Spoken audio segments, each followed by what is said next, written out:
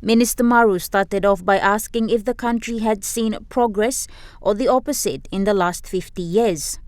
He alluded to several of the country's experiences as evidence, one being the country's mining activities.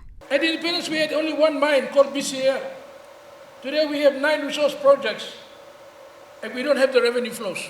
So how is it that with 9 mining and 1 petroleum project, PNG, LNG,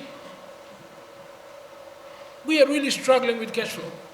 Cash flow difficulties, we are borrowing, we are going up to 66 billion in borrowing now. When we had about just over $1 billion in borrowing in 1975.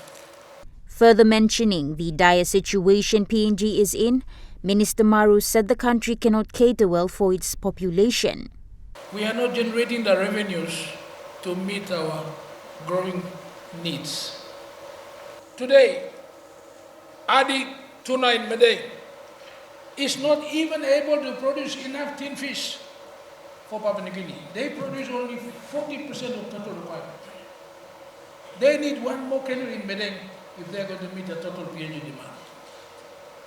But they can't build one. Why can't they build one? There's no power in Madang. Continuous blackout. There's no water supply in Madang. These are the harsh realities. He noted the importance of downstream processing, capital, investment and trade. Minister Maru said it is expensive to do business in PNG, especially with the power and water issues. This leads to discouraging investment in trade, and that leads to a decline in job availability. So how can PNG change? How can we stop borrowing? How can we create millions and millions of jobs? How can we build a better future for the generation after us?